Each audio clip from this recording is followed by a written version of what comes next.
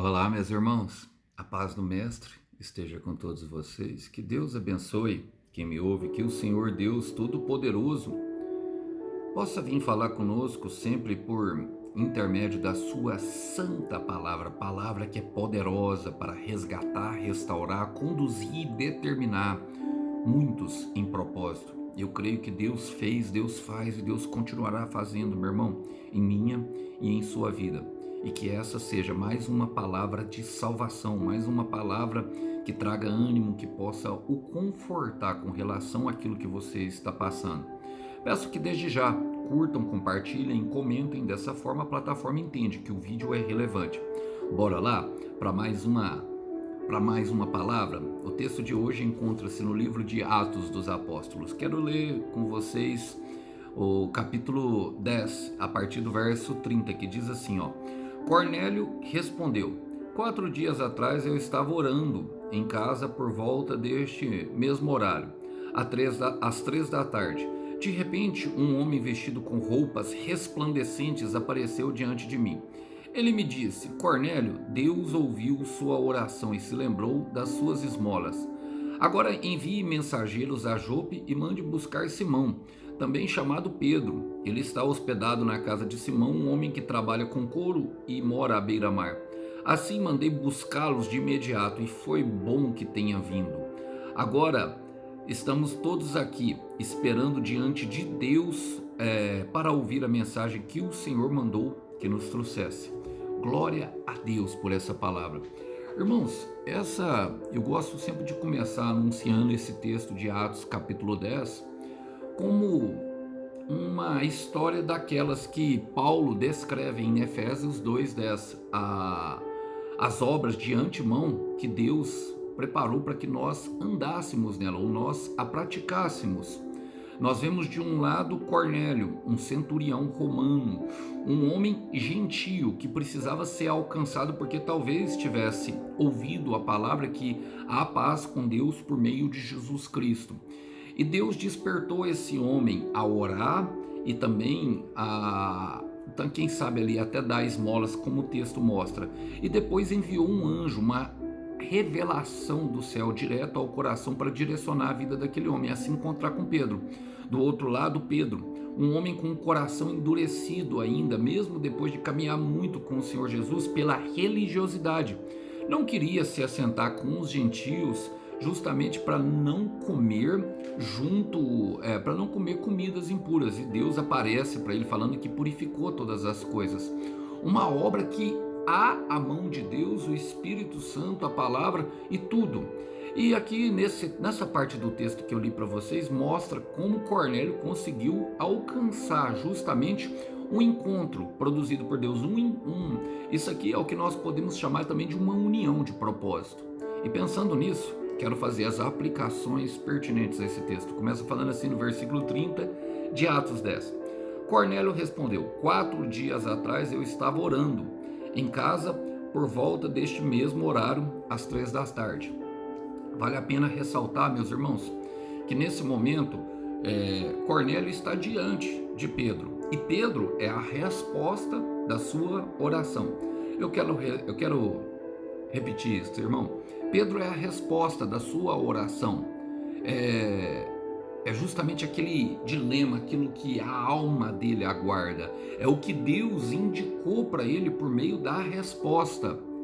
Pedro, pelo que parece, vai trazer solução do problema. Nós vemos isso porque Cornélio, por ser um centúria, é um comandante do general romano, um general romano, um homem que tem bastante autoridade e influência, que poderia até, se soubesse com a informação que tinha, mandar prender Pedro e trazer Pedro à força. Nós percebemos, irmãos, que ele tinha uma certa ânsia, porque quando Pedro chega de frente dele, ele se ajoelha diante de Pedro. Pedro, no mesmo momento, levanta ele falando: ó, nós não estamos aqui, eu sou homem igual a você.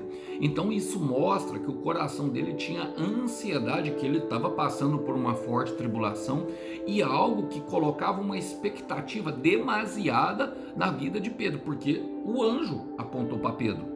E quem vai julgar uma situação dessa, não é verdade?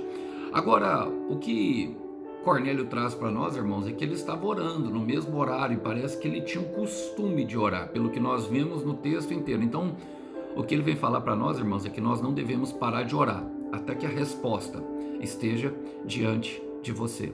Eu quero repetir isso, porque eu creio que essa pregação vai de encontro para uma pessoa que ainda não obteve respostas para a sua oração.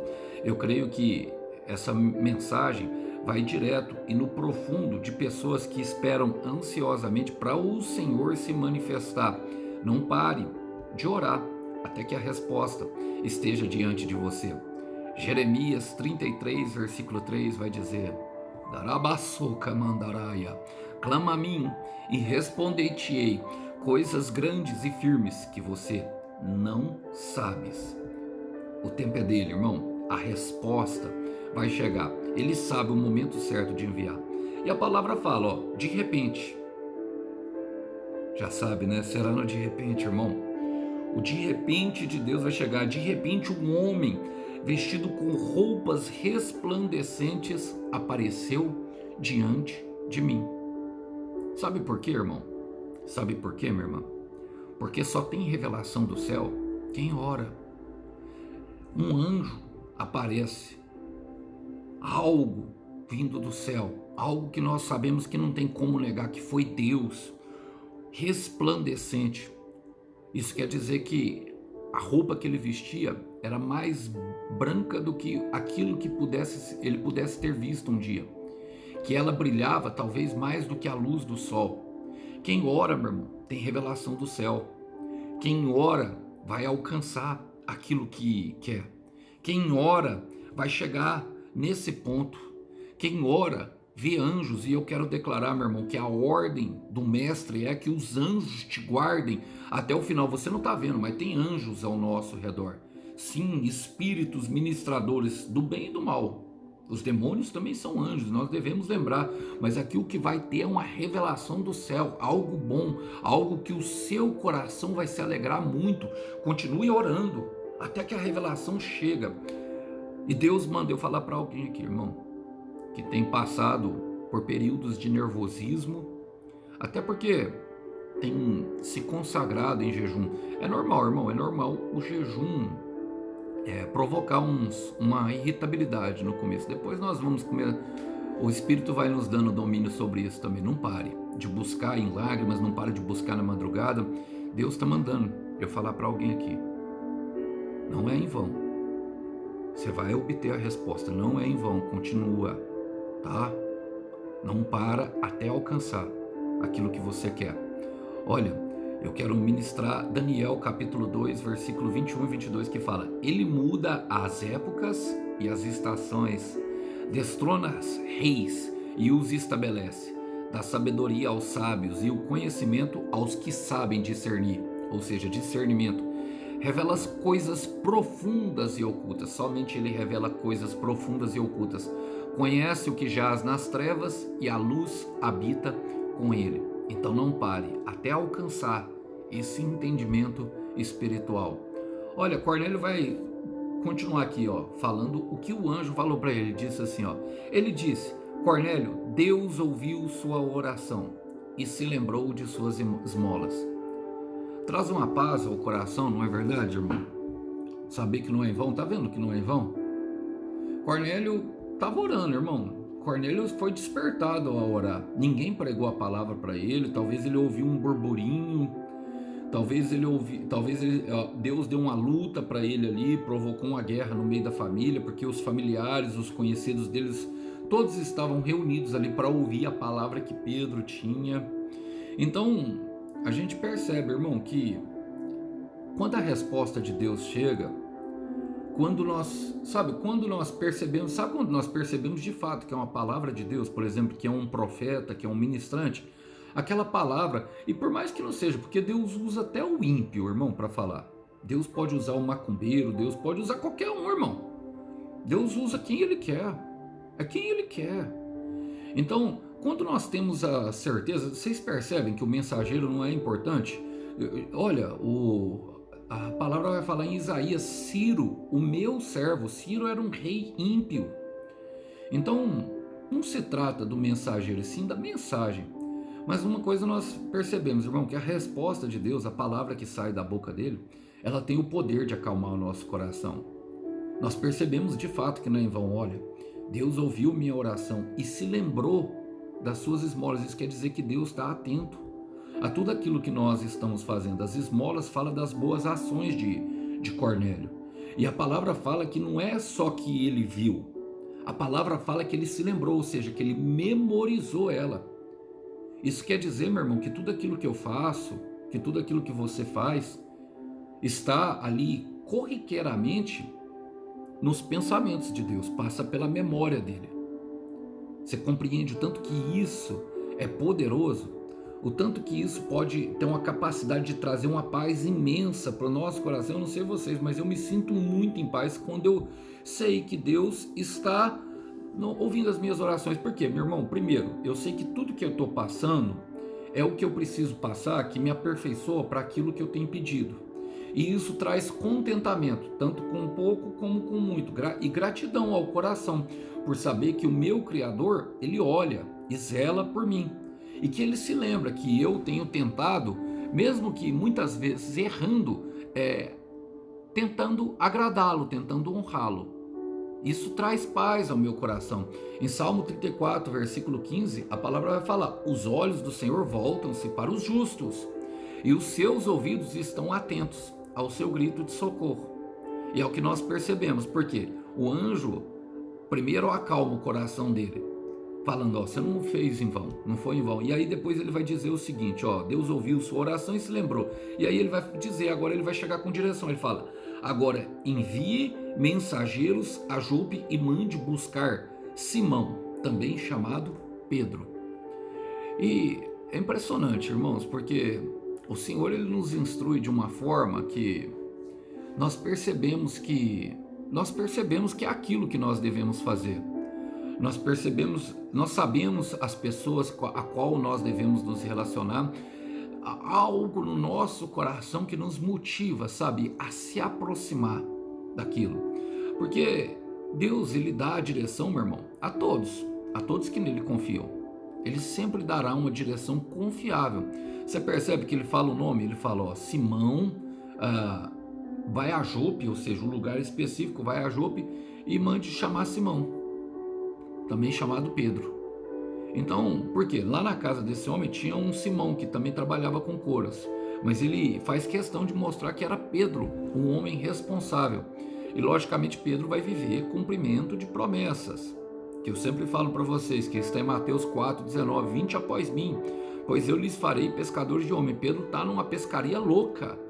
Começou lá em Atos 2 e não parou até agora. Tá pescando, irmão, tá pescando muitas almas pro Senhor, tá ali juntando tesouro para sua coroa, tá ali fazendo a missão, tá? É crente fazendo a missão, irmão, é isso, vambora, para cima, o céu é o limite. Agora, deixa que o Senhor lhe dá o limite, ele faz questão, irmão.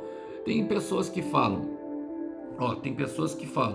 que não recebem direção do Senhor.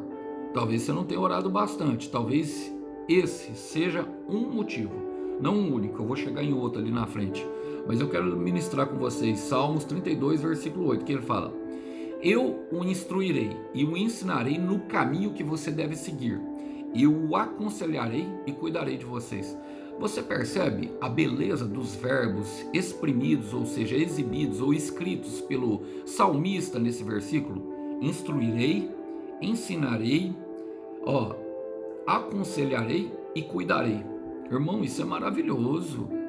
Nós percebemos que o Senhor, ele se importa com cada coisa que acontece em nossas vidas. Eu sempre falo isso e creio que alguém aqui precisa muito ouvir o que eu vou falar. Algo que eu acredito, algo que é pessoal. Eu acredito em um Deus que cuida de nós nos mínimos detalhes, irmão. Nos mínimos detalhes. Eu acredito nesse Deus, num Deus de cuidado, num Deus que instrui, que aconselha. Irmão, quando nós não vemos o cuidado de Deus, provavelmente é porque nós estamos fora da sua instrução. Então a gente precisa confiar nele, confiar na sua instrução. É o que nós vemos, a palavra fala assim, ele fala assim, ele está hospedado na casa de Simão. Ó, ele está hospedado na casa de Simão, um homem que trabalha com couro e mora à beira-mar. Percebe que há riquezas de detalhes? E aqui é onde eu quero chegar, porque há riqueza de detalhe. Ele dará detalhe, meu irmão, para que você sabe, que somente ele pode fazer. E para que você saiba exatamente como ele pode fazer. Algumas coisas, irmãos, algumas coisas que nós percebemos do coração de Deus, assim, vem com um detalhe imenso, assim, sabe, que é só ele. É algo impressionante. Então nós devemos chegar nesse lugar, aonde nós vemos o detalhe do Senhor. Mas nós precisamos obedecer. Nós vemos um texto em Marcos que o Senhor Jesus exprime, ele estampa perfeitamente esse caráter de Deus. Jesus Cristo é a expressão perfeita do caráter de Deus. Em Marcos capítulo 14, no versículo 13 ao 15, ele vai dar uma ordem aos discípulos sobre a ceia, sobre como preparar a ceia do Senhor. Então ele libera uma palavra, ele fala assim, ó, então ele enviou 2 de seus discípulos dizendo, entrem na cidade e um homem carregando um pote d'água virá ao seu encontro, sigam-no. Parece loucura, não é? Você vai para a cidade, irmão, talvez uma cidade, tá falando de Jerusalém, ali eles já tiveram, estava habituado, mas olha que você entrar na cidade vai vir um homem com um pote d'água seguindo, você vai seguir ele. E fala, digam ao dono da casa que ele entrar. Ele não é o dono da casa, mas ele vai entrar numa casa. O mestre pergunta, onde é o meu salão de hóspedes, do qual poderei comer a Páscoa com os meus discípulos? Ele mostrará uma ampla sala no andar superior, mobiliada e pronta. Façam ali os preparativos para nós. A palavra fala, os discípulos retiraram, entraram na cidade e encontraram tudo como Jesus lhe tinha dito e prepararam a Páscoa. Mas a pergunta é, se eles não se tivessem se retirado, será que eles teriam conseguido, irmão?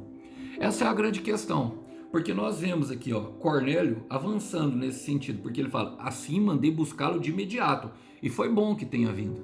Percebe que não houve procrastinação? Não houve dos discípulos, não houve de quem foi escolhido, irmão. Muitas vezes, Deus ainda não deu uma direção, irmão, nova, por quê?